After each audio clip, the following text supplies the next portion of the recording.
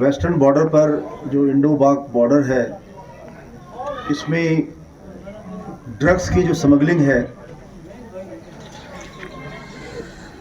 उसके कारण गांव में जो रहने वाले यंग जनरेशन है वो नशे की हालत में पूरी तरह से लिप्त हो चुकी है। उनको ऐसी लत लग चुकी है कि जिससे कि जनरेशन्स उनकी ख़राब होती जा रही है। उनका फ्यूचर बिल्कुल ख़राब हो गया है। शारीरिक नुकसान तो होता ही है उनको, मानसिक तौर पर भी वो लोग बीमार हो गए। नशा मुक्ति अभियान के तहत भारत सरकार के प्रोग्राम के मुताबिक हम लोग हर गांव में इस तरीके की जो अवेयरनेस प्रोग्राम है वो काफ़ी चला रहे हैं।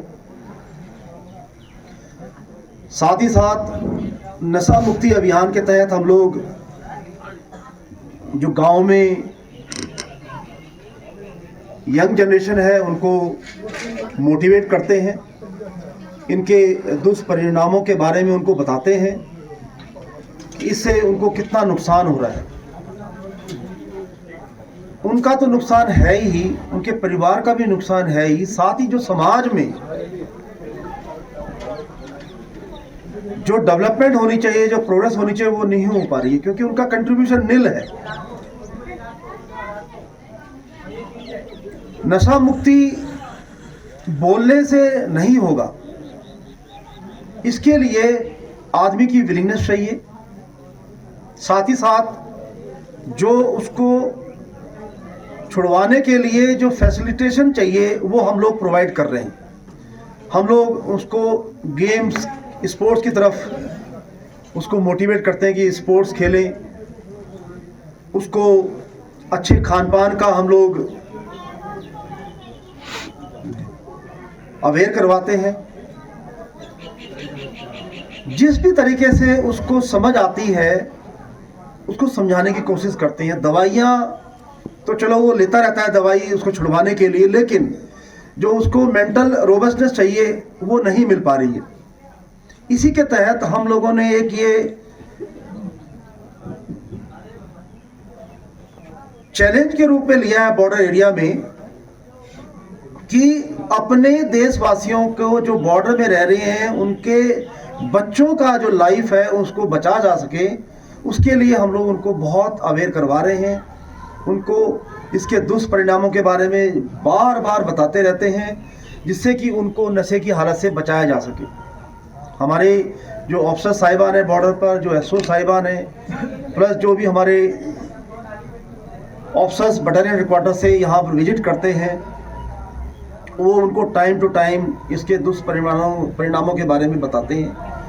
उनको समझाते हैं कि ये जो ड्रग्स है ये एक इंडिविजुअल को नहीं डैमेज कर रहा, ये उसके परिवार को डैमेज कर रहा है, उसके गांव को डैमेज कर रहा है, उसके समाज को डैमेज कर रहा है। उसके इलाके में कोई प्रोग्रेस नहीं होगी जब इंडिविजुअल पढ़ेगा नहीं, समझेगा नहीं, तो वो किसी को क्या समझाएगा।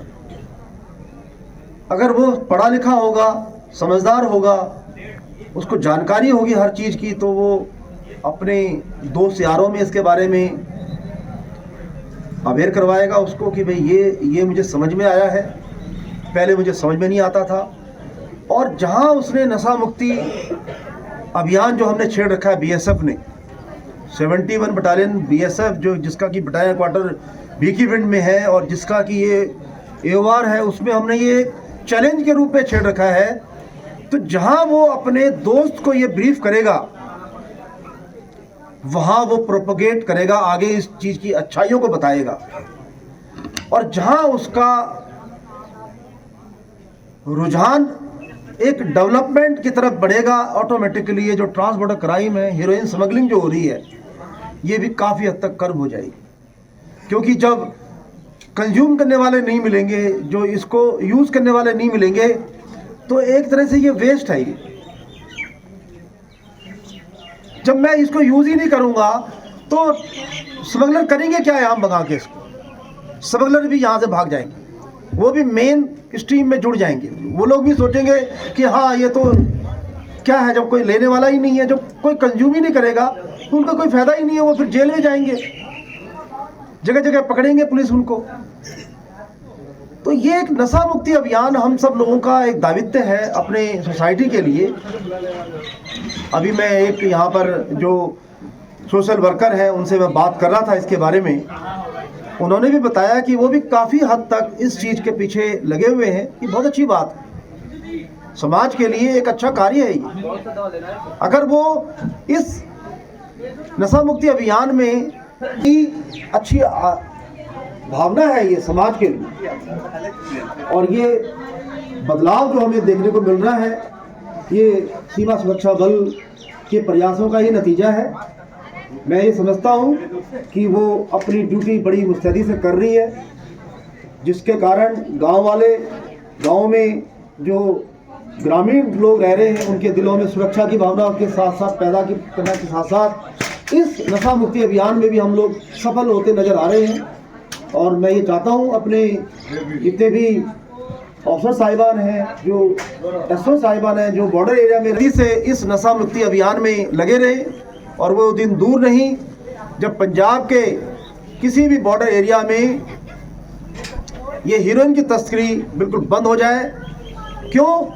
क्योंकि जब कंजम्पशन ही नहीं होगी तो स्मगलिंग ऑटोमेटिकली बंद हो जाएगी। तो गांव के लोग से भी मेरा ये निवेदन है कि इसी तरीके से बढ़ चढ़ कर इसमें हिस्सा लें, भारत सरकार का सहयोग करें और इस नशे की लत से अपने बच्चों को बचाएं।